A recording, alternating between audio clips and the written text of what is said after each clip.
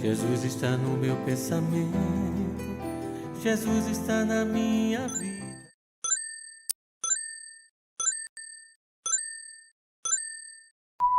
Boa noite a todos, boa noite àqueles que nos acompanham pelas redes sociais. Temos um tema hoje bem desafiador. Aparentemente, como a gente vinha conversando, ele parece ser autoexplicativo, né? É tema de investigações minhas há um bom tempo. As minhas leituras que faço, tanto da Bíblia quanto do Evangelho, elas são direcionadas para esse campo do amor, né? E vinha dizendo, ele se apresenta como uma curiosidade minha, né? Ou como um interesse científico meu, porque a todo momento, quando a gente vai nas Sagradas Escrituras, vai no Livro dos Espíritos, ou seja, vai em toda a doutrina que nos foi dada, né, como conhecimento, esse tema amor está sempre presente, sempre presente.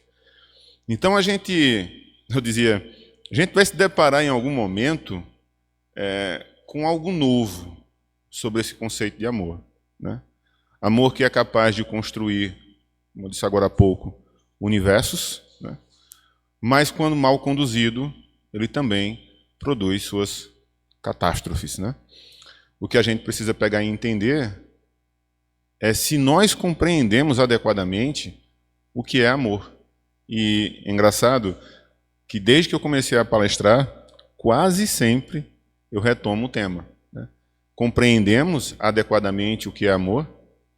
Será que não tem sido uma experiência passiva, da qual que, por reflexo de aprendizado, seja em que língua eu estiver inserido, eu anexei ela ao meu vocabulário e, através dos exemplos que eu colhi no meu meio, eu passei a representar aquilo como sendo.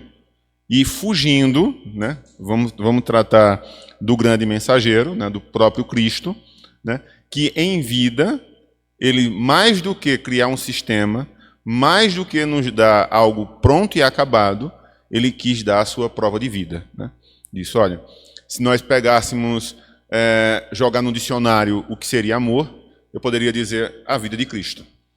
A partir daí você toma um parâmetro. Se eu estiver mais próximo ou mais distante desse modo de vida que Cristo nos ensinou, eu estaria mais ou menos próximo de estar compreendendo e vivendo este amor.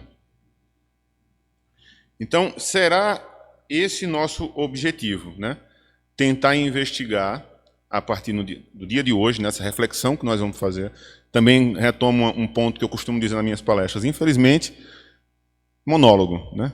Mas seria bem interessante que a gente pudesse ter um retorno, né, de vocês, cada um, refletindo e compartilhando. Mas fica o convite para que todos possam, de alguma forma, se lançar dentro do tema, né?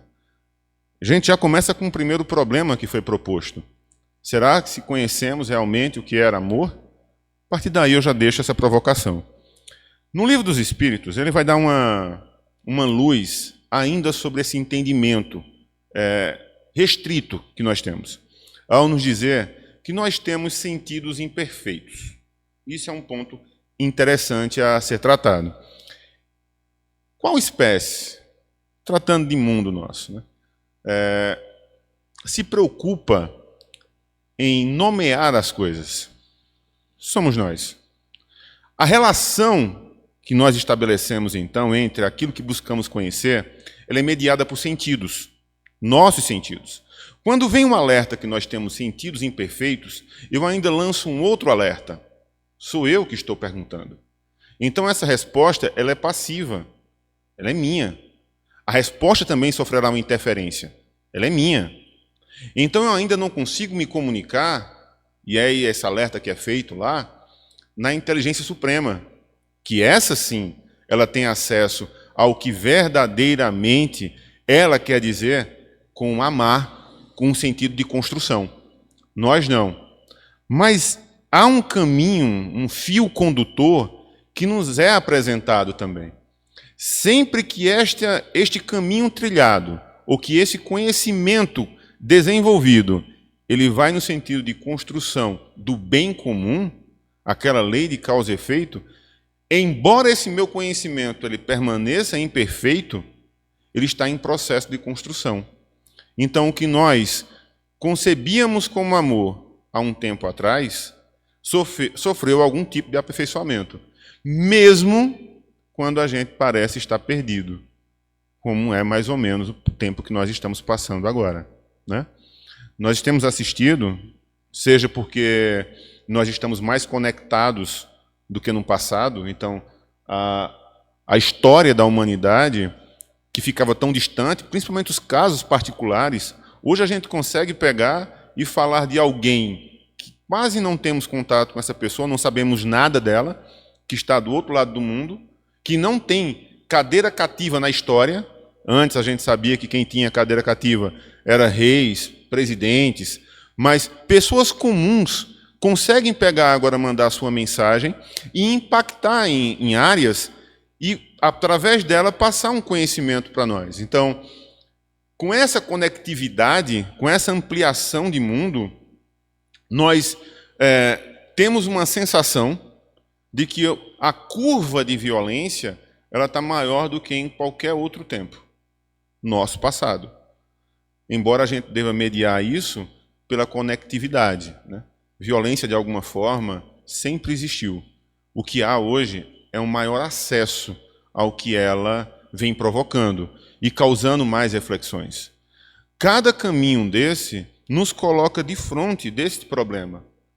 Se eu amo, e tem um livro muito, muito bom, que é o Ceticismo da Fé, onde ele aborda essas questões que os ateus costumam pegar e trazer, né?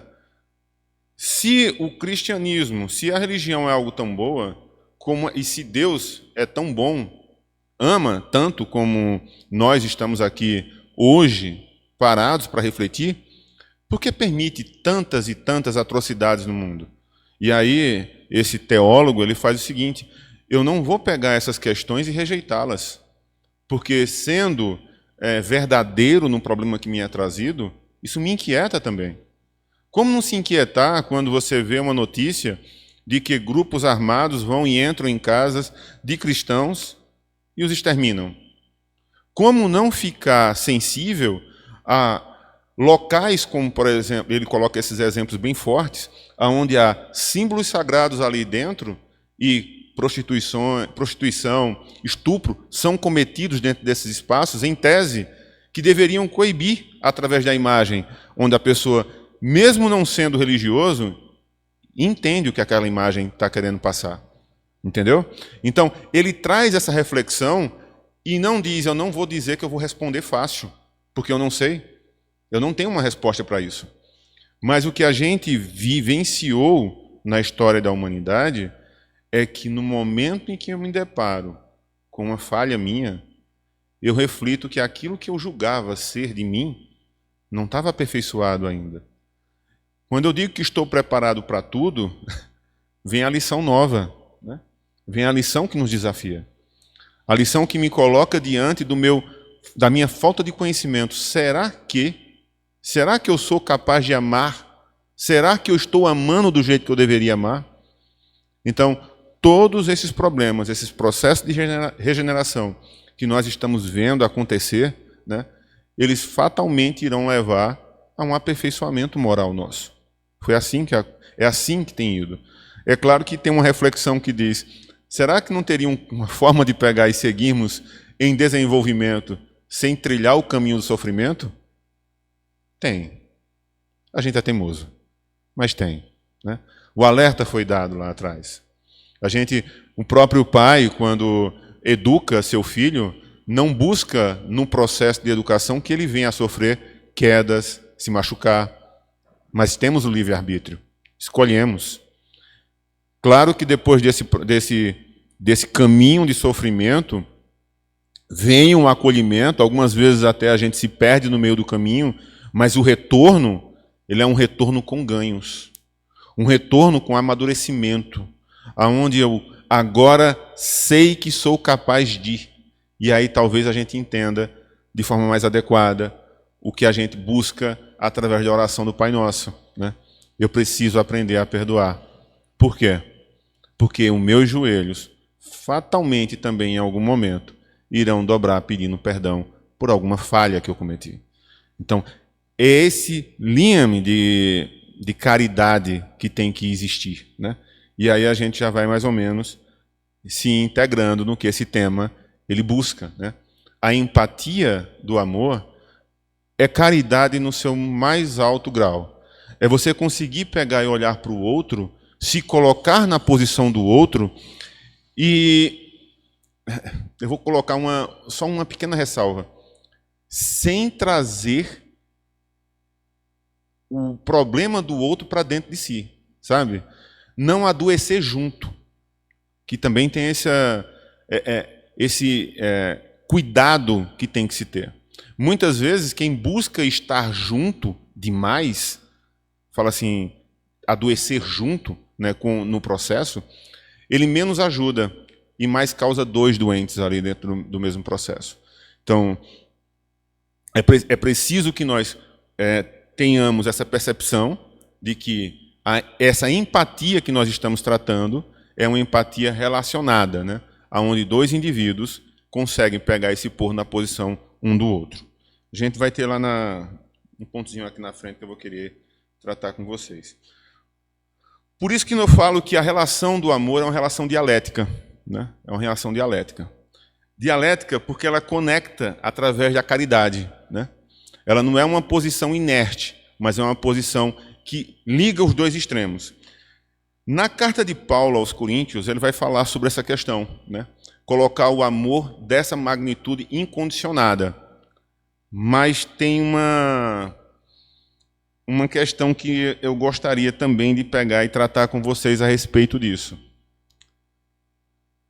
A felicidade que nós trabalhamos hoje, a felicidade que buscamos hoje, ela é diferente daquela que nós, no passado, desenvolvíamos, principalmente lá na Grécia Antiga, quando falava em eudaimonia, né? Seria a realização plena, você buscar se realizar. Hoje, essa conectividade que está lá, foi o que eu estou dizendo no começo aqui, nós já fomos avisados, nós já fomos instruídos, nós aprendemos, deveríamos ter aprendido, estamos em fase de lição, né? É aquele aluno que pegou a matéria, leu, achou que ela só servia para aquela aula, de repente veio a prova. Quando a prova veio, eu acho que eu não entendi não o que estava querendo dizer, né? Nesse exemplo aqui que eu estou desenvolvendo aqui com vocês, seria quando o Cristo pega e diz: ame mesmo aqueles que você não teria motivo nenhum para amar. Quando você pegou aquela passagem e reservou para si, como se fosse simplesmente, vou me proteger e vou ficar restrito ao meu clube. Ao meu clube. Eu gosto de pegar e fazer umas críticas também institucionais. É como se eu pegasse e dissesse, entre nós espíritas, nós vamos nos entender, nós vamos nos amar. Mas eu vou criar algum problema em relação ao entendimento que outras religiões possam pegar e ter. Entre católicos, eu vou aqui entrar no clubinho. Todo dia eu vou lá, cumpro meus rituais e está tudo certo. Mas aí a vida vem e nos desafia. Vem e coloca alguém no meio do nosso caminho que eu tenho toda a justificativa do mundo para não amar. E aí é onde entra o Cristo e diz, é nessa hora que vai começar a contar. Naquela, você estava numa relação onde havia reciprocidade ou mútuo ganho, né?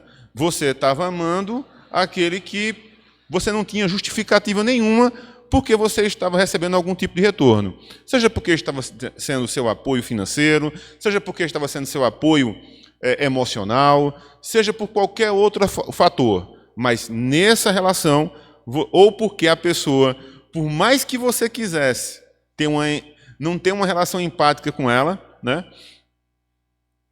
Ela não te dava motivos. Nos dizeres a gente costuma escutar o certinho ou a certinha demais, né? Que incomoda porque atenta contra seu modelo moral. Mas mesmo nesse caso, você vai estar o aceitar a relação. mas ainda é uma relação de ganho. Mas quando ele nos traz as relações realmente desafiadoras, como vínhamos conversando no trabalho, de vez em quando a gente encontra muito dessas relações desafiadoras, ou mesmo nas relações entre vizinhança, a gente encontra essas relações conflituosas, ou dentro de amizades que nós tínhamos constituído no passado e, por alguma razão, houve um rompimento por insatisfação de algum curso ali da história que não estava alinhado aos nossos objetivos. Diante disso, a gente rompe a relação e vai se criando aí esse ambiente hostil que a gente tem vivenciado, né? Então, esse momento de desafio que nós estamos passando é um momento de desafio onde o amor ele é mais solicitado. E para a gente adequadamente entender ele, ou adequadamente compreender como ele é capaz de mudar vidas, construindo novas relações, é preciso que eu reflita sobre ele. Não é mais uma relação só. É preciso que eu pegue todo esse material que a história está me dando e eu pare e reflita. Será se nós perdemos o amor no meio do caminho? Ou será que até agora eu vinha andando sem refletir sobre o que era ele? Não é? Será se eu estava só instintivamente, como também no Evangelho é tratado, né? É preciso sair das relações instintivas e ir para as relações reflexivas. A gente precisa realmente compreender, né? Para poder tomar as decisões, talvez, mais corretas. Aí vem a questão. Estamos preparados para amar? Sabemos o que significa amar? Eu coloquei uma imagem que eu ia trazer para projetar aqui, mas a imagem da balança de Anubis, né? Na balança de Anubis, onde é levado a julgamento através da deusa da justiça, Maat. Nessa relação eu vou ter o coração e a justiça de um lado, né? Dentro das relações onde nós assumimos o papel de amar o outro, é um desafio gigantesco. Não é algo simples, né? Eu estava me prometendo não fazer uma citação que eu costumo usá-la quase sempre, né? Quase sempre, mas eu acho que ela é inevitável, né? É dizer, eu tomo o outro como meio para a satisfação de meus objetivos, ou eu tomo o outro em si mesmo? Que tipo de relação eu estou tendo? Na maioria das vezes, né, e o autor dessa frase, ele optou por não ter relação alguma, porque não teve a resposta esperada. A resposta de que o outro poderia aceitá-lo como ele era, né? Os dois em igual posição de desenvolvimento. Os dois igualmente sendo quem são. Os dois se percebendo sem ilusões, né? Essa relação, que seria a relação humana por excelência, né, a que verdadeiramente constrói, né, ela é a mais difícil de nós vermos hoje em dia. Para qualquer meme que você vê circulando nas redes sociais, eu vejo agora uns que... É porque a gente anda ficando meio pouco crítico para as coisas que chegam. Mas bota um casal e coloca em cima. Não aceitaria menos do que isso. Ou seja, o outro tem que corresponder ao meu mais alto objetivo. Aí, menos do que isso, insatisfatório. Ou seja, a gente vive em uma sociedade que busca resultados. Você é capaz de entregar um resultado dentro da minha vida? Sim? Não? Então não quero. Aí.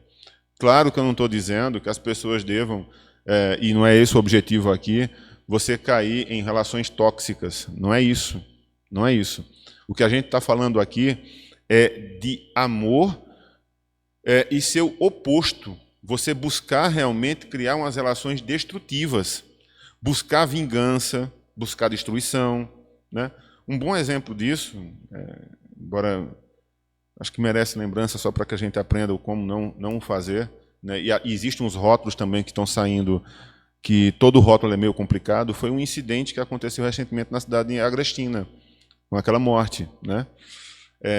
Se rotula todo um grupo, né? Um grupo masculino, olha, o grupo masculino faz isso, aquela coisa toda, né? E o que eu vejo, pelo menos nesse meu campo de estudo, é que este é um tema que precisa ser maturado em todos os espaços, seja nas relações que mulheres estabelecem com homens, mulheres com mulheres, homens com homens, homens com mulheres, mas em toda relação que foi estabelecida, você conseguir perceber o outro não como um objeto seu, mas como um ser igualmente portador de liberdades, igualmente impositor de significados, igualmente na legítima posição de aceitar estar ali ou não. E aí vem a questão, nossa educação está preparando para isso? Será que a gente não anda passando batido com as coisas, assumindo só como questão de prova? Isso aqui é uma questão de prova tranquila que eu colocaria dentro de uma prova minha de filosofia. Vamos refletir sobre. Mas será que meu aluno não estava entendendo à época que só era uma prova para um exercício avaliativo e que não tinha nada a ver com a vida dele? Isso tem diretamente implicações com a vida de todos nós, né? De todos nós. Eu não compreendo isso, eu crio uma relação, aí sim, tóxica, mal conduzida, violenta, com sérios danos, seja qual posição sexual o outro lado ocupe. Não se trata de uma posição privilegiada, se trata de verificar ou não essa compreensão que se possui dentro de uma relação. Entende que nós estamos chegando em um momento na nossa história onde assuntos que pareciam... Por que isso veio agora? Por que a humanidade está precisando discutir coisas que pareciam já plenamente resolvidas? Porque elas realmente não estavam resolvidas. Elas estavam aguardando o seu momento para, agora sim, a gente parar e reavaliá-las. Agora, é claro que em todo movimento, vou colocar como revolução, né? Quando chega uma provocação nova, ela chega tanto com racionalidade quanto com irracionalidade. Então, vai ter as duas forças ali se enfrentando.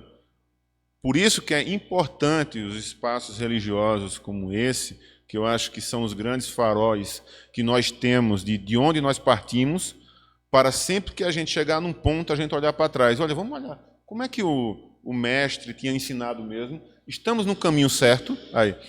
E essa reflexão nada mais é do que olhar para o Cristo. Se eu andei, olha, eu estou indo aqui amando, aí, opa, parei aqui, aí. Isso aqui ainda é Cristo ou... Não, olha, não é não. Então a gente está buscando um caminho dissonante daquilo que ele tinha repassado. Então, a religião, ele tem esse papel, pelo menos este grande papel, de ser esse farol guia, né, para a gente continuar caminhando. Chegando aqui, aí eu vou tratar de forma bem rápida, porque eu acho que já é de conhecimento comum de todos, que amar não é simplesmente amar. Não é? Amar não é simplesmente amar. Amar é um conceito complexo. Complexo que admite divisões. Né? Divisões. Essa complexidade, dependendo do arranjo que a gente vai fazendo, ela vai ter algumas composições que no dia a dia eu vejo algumas confusões sendo feitas. A mais adequada, ou a mais evoluída, que nós buscamos desenvolver dentro do campo da religião, é o amor ágape, né? O amor perfeição, o amor incondicionado, né? O incondicionado. Nas duas outras, eu vou esperar uma reciprocidade, algum tipo de relação. Agora, enquanto humanidade, eu preciso desenvolver esse amor aqui. Sabe? Porque esse amor aqui é o que nos conduz a sermos uma humanidade harmonizada, aonde eu não vou ter o receio de pegar, fazer feito alguns anos atrás, minha avó, quando viva ainda, deixava a porta da casa dela aberta da frente e a de trás. E pessoas, quando queriam pegar e passar para outra rua, abriam a porta dela, passavam e nada se perdia ali dentro. Nada se perdia. Então, quando nós construímos uma sociedade onde eu não vou dizer que é bem esse exemplo, só estou utilizando como ilustração, porque se lá estivesse em ágape, nós não estávamos perdidos agora, né? Então, a geração anterior, ela viveu os seus erros e nos traz as suas resultantes. Nós enfrentamos as resultantes e passamos à frente nossos próprios resultados, buscando aperfeiçoar. É claro que em algumas lições a gente sai melhor, em outras a gente vai se perdendo. Mas o papel aqui era que nós, enquanto humanidade, não precisávamos mais estar discutindo guerras, sabendo que nós estamos passando por problemas muito mais graves do ponto de vista planetário, né? A gente está passando por desafios humanitários graves, mas a nossa resposta ainda tem sido violência. O que quer dizer? O ágape está um pouco distante. E eu gosto de utilizar esse nome porque, embora ele esteja presente dentro da abordagem religiosa, dentro do ponto de vista filosófico, ele não tem bandeira religiosa, ele não tem bandeira política. Ele incorpora-se adequadamente em qualquer ambiente social e político. Não há, se nós estivéssemos falando aqui em qualquer ambiente social e político, onde a discórdia entre grupos esteja presente, esse ambiente não é adequado. Seja da mesma forma que a gente utiliza como métrica a religião. Se dentro da religião que você está exercitando, ela não lhe intui o caminho do bem, ela não lhe conduz ao aperfeiçoamento moral, ela também não é adequada. Então, isso se torna um tema universal. Quando nós não estamos guiados por isso, a gente se motiva por algumas perguntas. O que o outro pode me proporcionar? O que ganho haveria de ter ao ir em tal evento? Quem é fulano? A gente escuta isso direto no cotidiano. O que ele faz? Não é importante quem ele é importante o que faz. Não é importante o que ele é, e sim quem é o pai dele, né? É filho de quem? Então, essas questões é a que relaciona o objetificador, né? Todas essas respostas aqui, o outro não foi tratado como um ser em si mesmo. Ele foi tratado como um meio a atingir um objetivo. Infelizmente, alguns autores dizem que caminhar por este caminho, assim, ele é impossível. Ele é impossível. O que quer dizer? Nós não conseguimos construir relações verdadeiramente descompromissadas de um objeto. Eu não consigo, pelo menos para alguns autores, eles acham que é impossível eu pegar e me relacionar com outro ser humano sem qualquer expectativas em relação a essa pessoa. Bem, o próprio Cristo parece que vem e nos evidencia que isso é possível. Apenas eu preciso vencer uma questãozinha, que é a mais complicada de todo o Evangelho e eu acho que de toda a ciência. Eu preciso vencer a minha concepção de mim mesmo. O eu, o ego. O ego me impede, né? Ele realmente me coloca, em alguns momentos, em uma posição de superioridade, ou mesmo de querer dizer, eu tenho a razão. Não, não tenho razão. Eu não tenho razão, né? Vim para essa palestra com um sentimento de que possa ser guiado o melhor possível pela boa espiritualidade, que possa servir de alguma forma para aqueles que precisam refletir sobre essa palavra hoje, encontre algum bálsamo para pegar e se reencontrar e desenvolver-se. Mas o mérito disso daqui não é meu. O mérito disso daqui é do Cristo que passou e nos ensinou.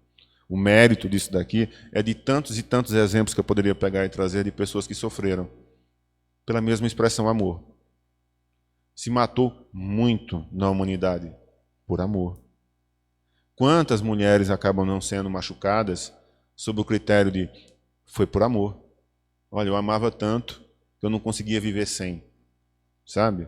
É esta reflexão que neste dia nós estamos fazendo. Isso é amar? Ou é um amor que adoeceu? Um amor que não foi refletido? O outro foi colocado realmente? Houve empatia nessa relação? Se nós estamos diante de uma relação meramente objetificada, nós não estamos com empatia. Eu estou tratando o outro como um objeto qualquer, que eu posso ficar com ele ou não, que eu posso cuidar dele ou não, porque a única relação que eles têm comigo é de ser meu. Entendeu? O outro termo que o amor pode se apresentar é por filia. Filia são as relações afetivas que nós desenvolvemos uns em relação aos outros. Eu olho, por exemplo, para a Cristina e digo, olha, eu tenho por ela muito amizade, eu tenho uma relação boa com ela, eu crio carinho por ela, pronto. Isto é amor. Agora acontece que quando a gente não tem um entendimento de que esta forma de amor ela pode ser confundida, e muito mal confundida, eu posso criar a mesma relação tóxica dentro dessa relação em filia. Eu depender tanto do outro que eu quero o outro próximo de mim. E essa vai desenvolver-se casamentos, né, namoros, dentro de uma relação filia, onde necessariamente deveria existir reciprocidade, mas há o domínio de um em relação ao outro. Isso ainda é mais complicado quando a gente vai para as relações em eros, né? São duas relações que se aproximam muito, né? Eu tenho uma relação de afeição que vai se tornar uma relação de atração sexual, atração corporal, e aí eu tenho ali o que na nossa contemporaneidade nós temos batizado pelo nome de amor. Isso não é. Pelo menos não o ágape que a gente está falando. Não o de relações duradouras. Não de relações duradouras. Nessa obra que eu li para desenvolvimento dessa palestra, ele fala, é tão arrogante aquele que não percebe o quão vil é essa relação aqui, que ele se afeiçoa por uma beleza, presente no outro, que o bater de asas de uma simples doença derruba tudo aquilo por terra. E jaz. E quantos a gente não vê na difícil missão, que eu não vou dizer que não seja fácil, difícil. Eu vejo ali dentro dos hospitais que trabalho, né, pessoas que passam por traumas severos e vão ficar mutiladas. Tomaram decisões, e aí eu concordo, de certa forma, tomaram uma decisão sozinhos.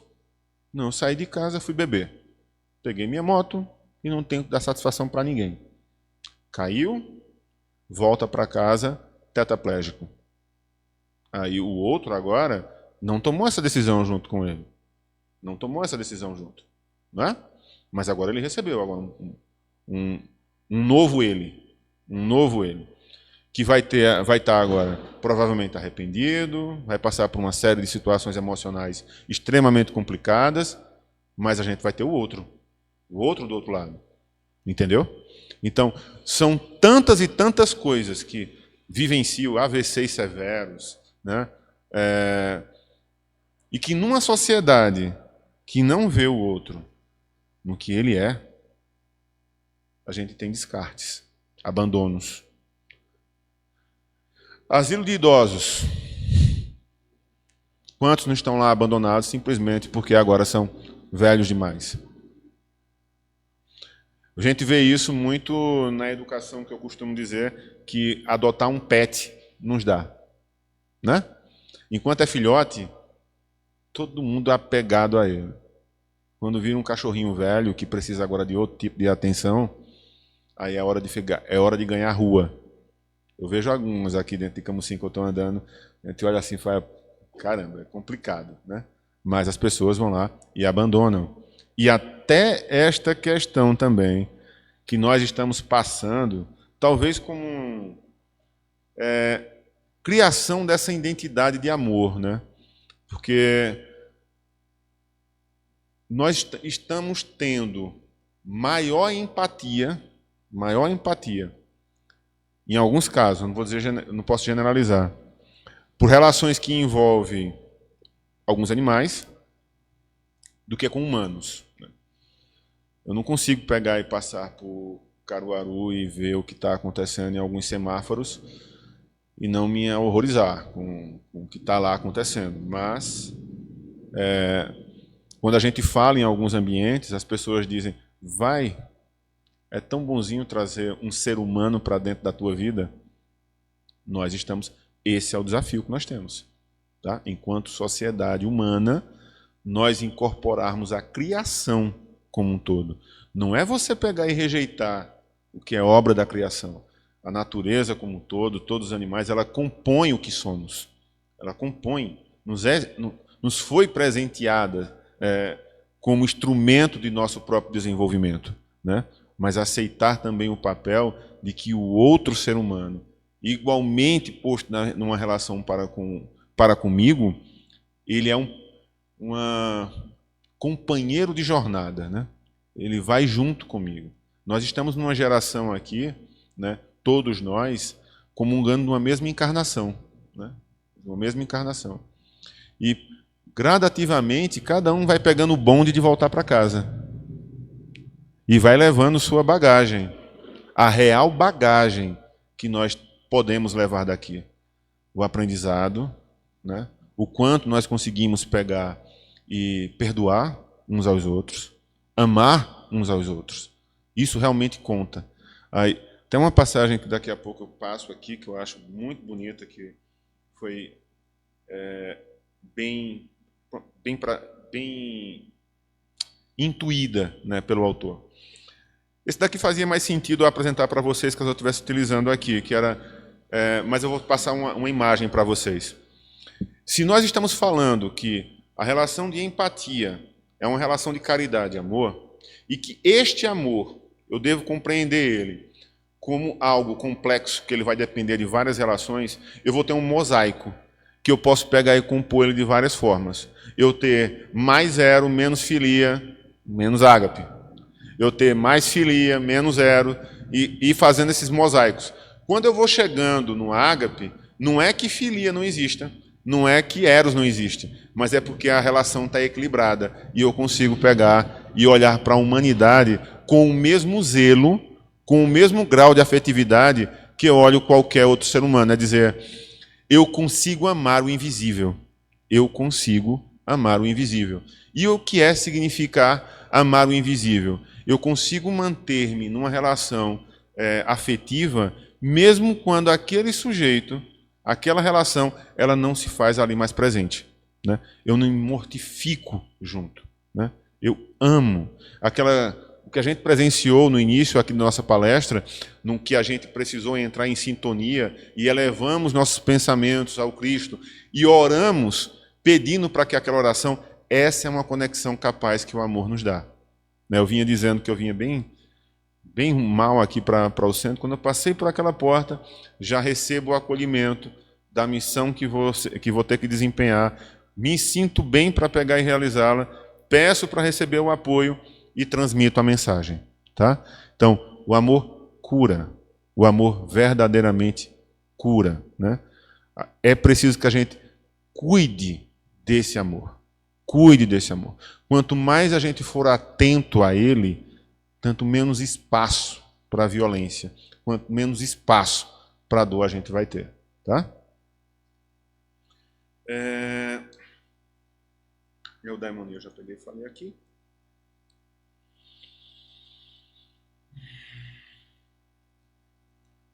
Pronto.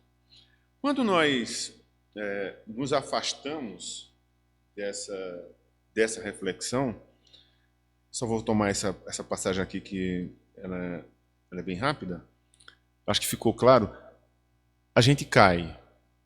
A gente cai.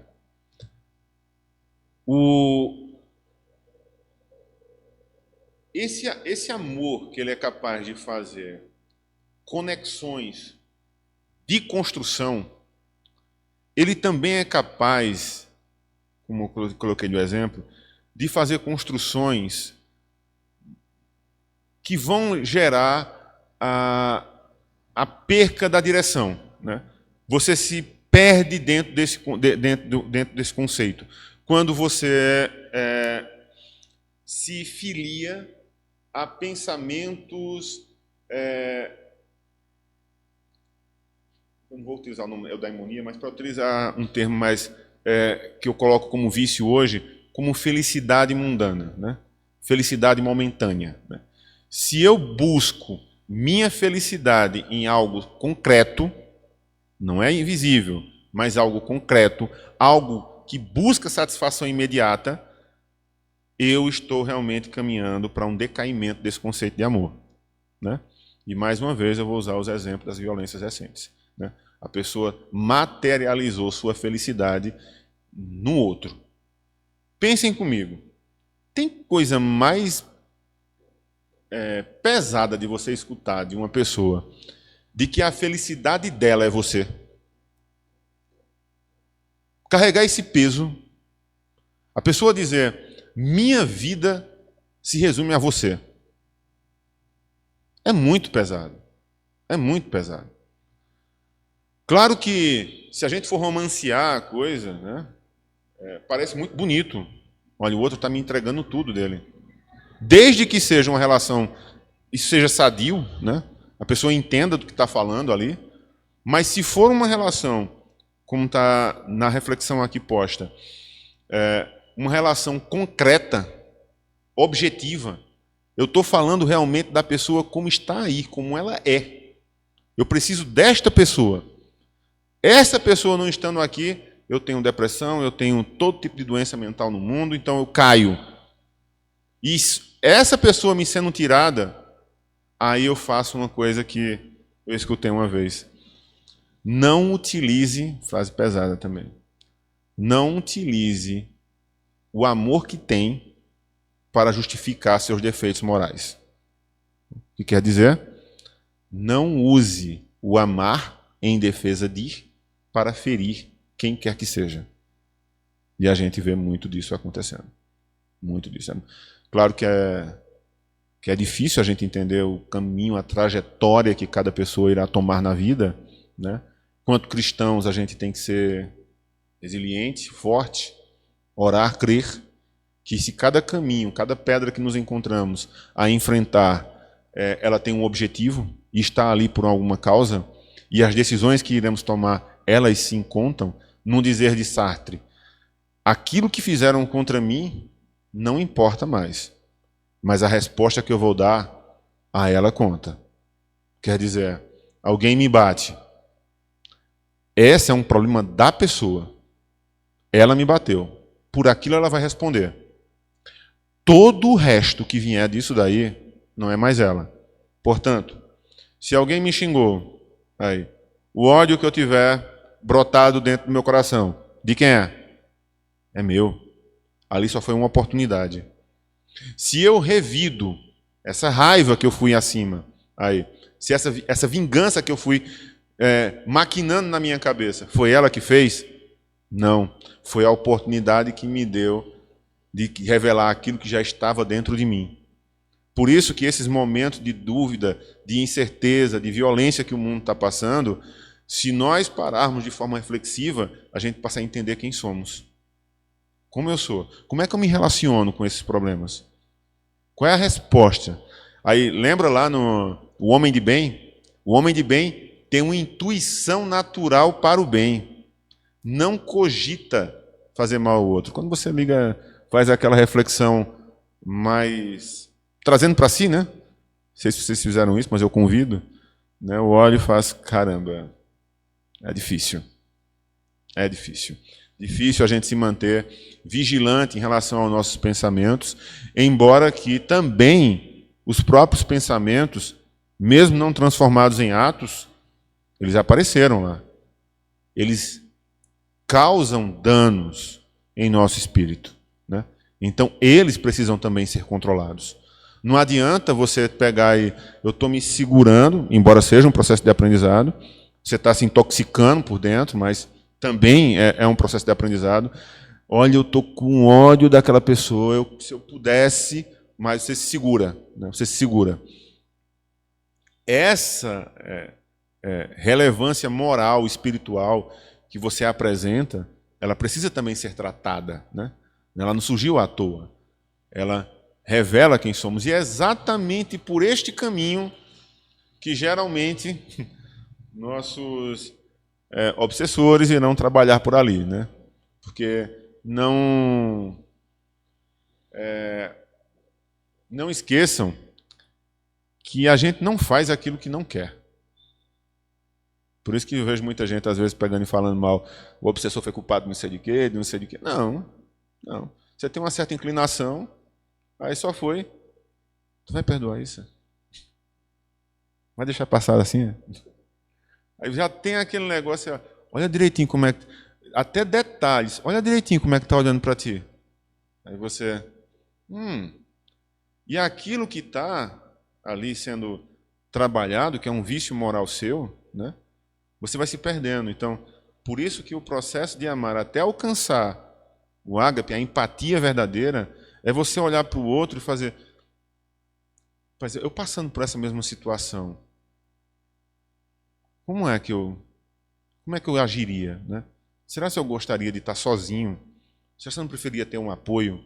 Será que ajuda tanta mão apontando contra, querendo bater junto, não é?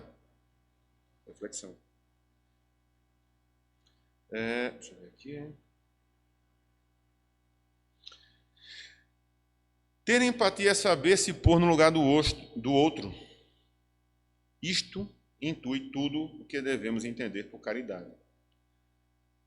Na parábola do semeador, é a semente que não germina por falta de algo que lhe é essencial para seu desenvolvimento. O seu desenvolvimento se dará por amor.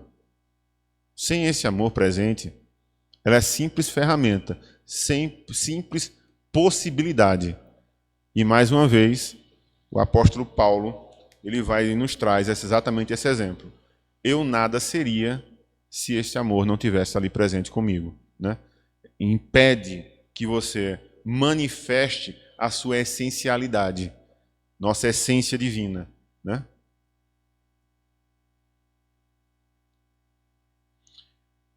Aí eu tenho aqui umas questões.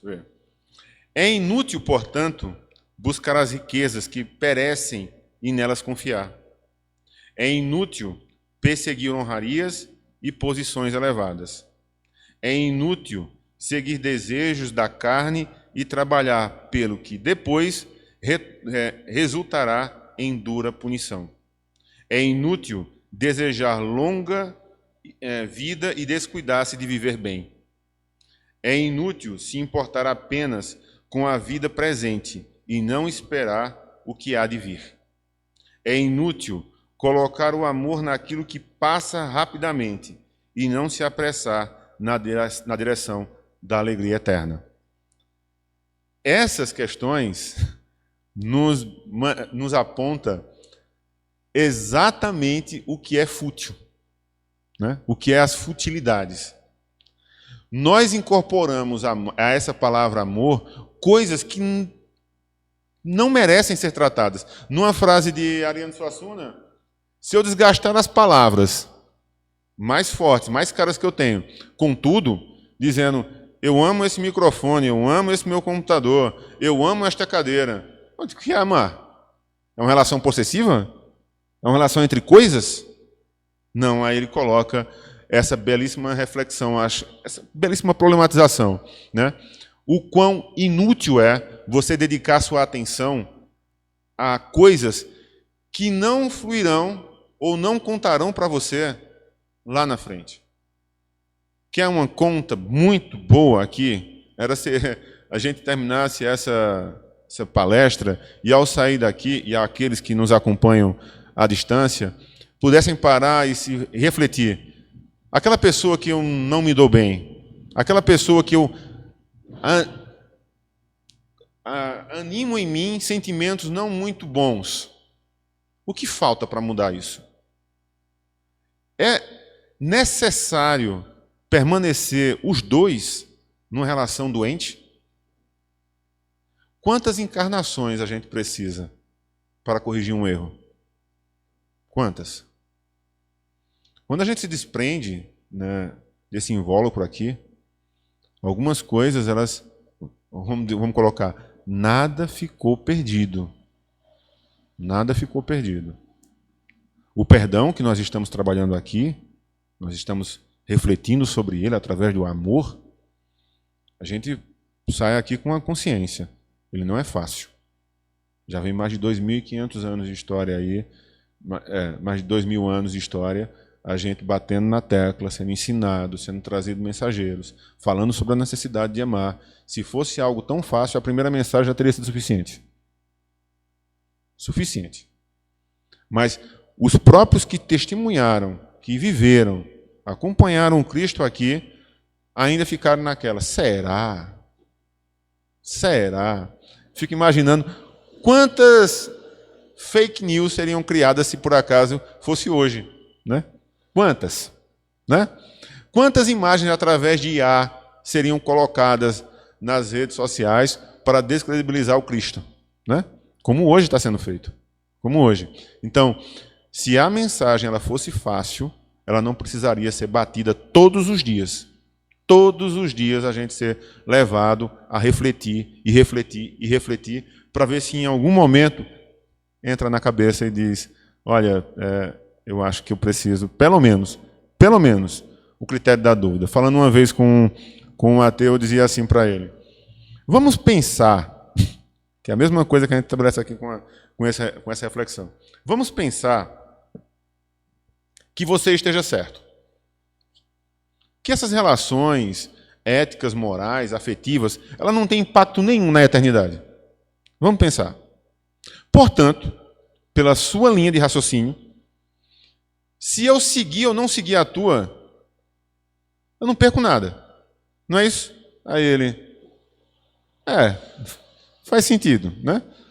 Porque, do ponto de vista dele, não existe relação com amor, valores morais e éticos são convenções sociais que não impactarão em nada no teu pós-morte, porque a morte simplesmente é um fim. Não há continuidade. Então, seguir ou não seguir o teu raciocínio não impactará em nada em mim, porque já está posto que vai acontecer da forma como você está falando. Agora, vamos supor que eu esteja certo. Vamos supor que toda a tradição, toda a revelação que nos foi dada, ela esteja certa. E que você precise realmente melhorar enquanto ser. Estabelecer relações mais duradouras, amar, evitar causar dano ao outro, respeitar a lei de causa e efeito. Se você não seguir, aí você vai ter prejuízos. Então parece mais sensato, muito mais sensato, a gente pensar naquilo que pode realmente impactar do que aquilo que é desnecessário. Se realmente, tal como ele disse, nada fosse, nem tantas mensagens teríamos e nada importaria. Mas se nós estamos aqui refletindo, se há outros tantos, em tantos outros espaços religiosos refletindo, se há aqueles que não podendo estar aqui, estão nos acompanhando à distância por aquilo que a tecnologia nos propicia hoje, isso quer dizer que há pelo menos uma fração significativa da humanidade que está parando para pensar hoje nos seus rumos. E não em qualquer rumo, mas num rumo de aperfeiçoamento humano. Né? Aprender a olhar para o outro numa relação de maior empatia, né? Trazendo para si realmente se as dores do outro têm que ser vividas e conduzidas da forma como têm sido conduzidas ainda hoje.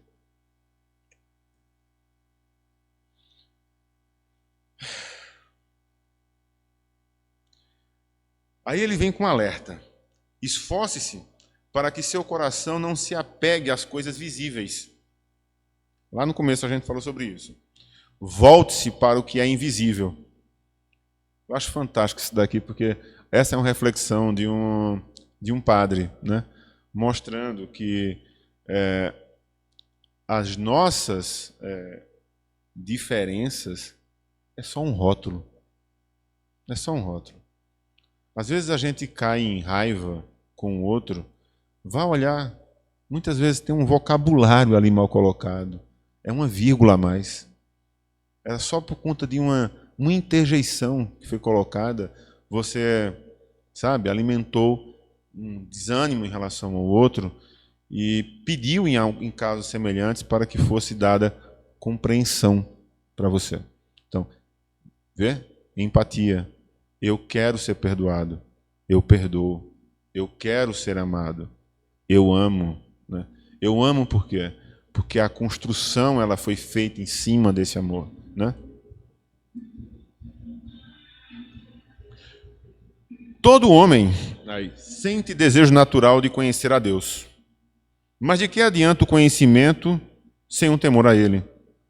Pois melhor é o lavrador humilde que serve a Deus que o intelectual orgulhoso, que descuidando de si mesmo, esforça-se para compreender o curso dos astros. Isso aqui eu acho também muito bom, porque ele destaca que muitas vezes nós buscamos ilustração nas nossas falas, sermos doutores da liturgia, né? Citar versículo um ao outro, mas não internalizou. Não internalizou. Eu vi um testemunho de um religioso lá em Caruaru que falava de uma pessoa que frequentava as celebrações e teve câncer, né? E aí, câncer esse que estava em estado terminal, o cara acabou ainda... Toda vez ele chegava na celebração e falava com alegria. Que oportunidade gigantesca isso aqui me deu, aí, de poder pegar e chegar e estar falando com todo mundo sobre o que eu estou passando. Então, a todo momento, ele via uma oportunidade de realização da obra de Deus. O religioso olhou para ele assim e, confessando lá em Caruaru, ele disse: nunca tive fé sequer parecida com a dele. A mulher dele depois morreu, ele ainda viveu muito, depois veio a falecer, né? Mas a gente, às vezes, busca o exemplo no lugar errado. E aí eu vejo mais uma vez o Cristo. Ele estava nos cantos aonde a gente normalmente não queria estar. Ele aprovou pessoas que normalmente a gente reprovaria. Ele amou quem a sociedade de sua época dizia que ele não deveria amar.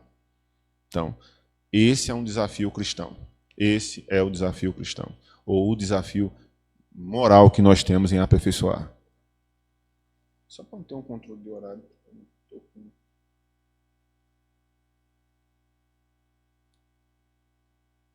Oi? Ah, tá. Vai até 9? Ou eu tô...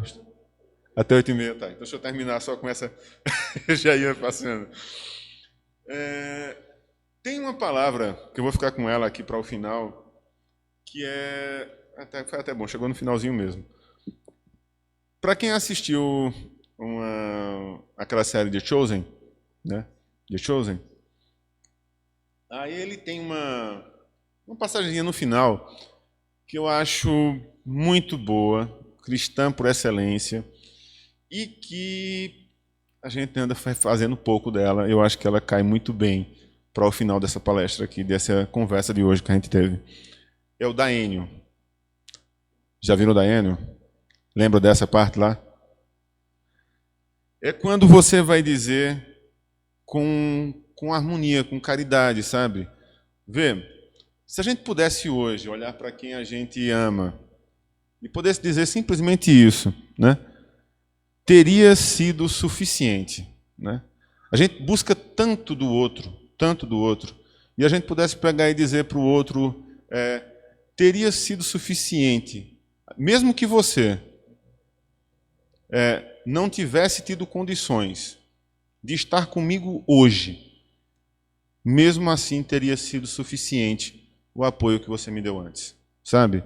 A gente buscar uma construção caridosa para com o outro. Não buscar... Isso daqui é o contra o que eu vejo no dia a dia de hoje. Não é buscar o máximo, mas é você aceitar que o outro fez tudo o que era possível, sabe? Então, é logo no finalzinho, quando vai fazer esse daínio em relação à Via Crucis de Cristo, né, onde eles vão citar cada passagem dele e dizer teria sido suficiente só o primeiro milagre, todo o restante não seria suficiente. E se por acaso aquele primeiro milagre não tivesse sido feito, teria sido suficiente apenas a luz que ele impõe ao mundo. E se ainda isso não fosse realizado, teria sido suficiente só o amor de Deus para conosco. Então, que esse amor possa estar presente em cada um de nós, conduzir e transformar a vida a partir de uma reflexão que, se andamos amando de forma errada, esse é um processo natural de aprendizado, que hoje a gente possa refletir, que a gente possa encontrar em Cristo esse grande exemplo, e tal como nessa oração final, que a gente possa nos satisfazer com aquilo que é possível e não com as mais altas exigências que a gente tem. Que a gente encontre o perdão e que seja capaz de perdoar. Boa noite.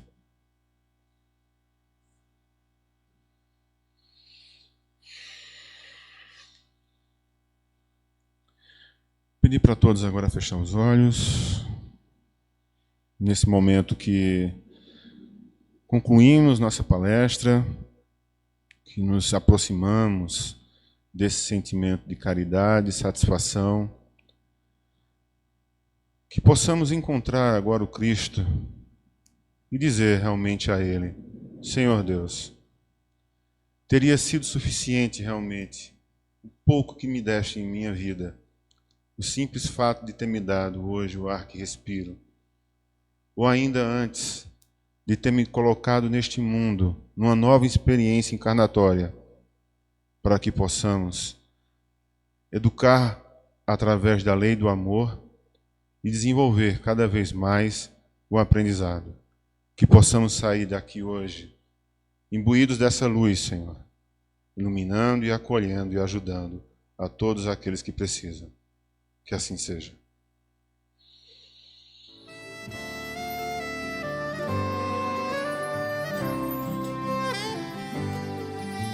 Jesus está no meu coração, Jesus está no meu pensamento, Jesus está na minha vida, Jesus está no meu silêncio.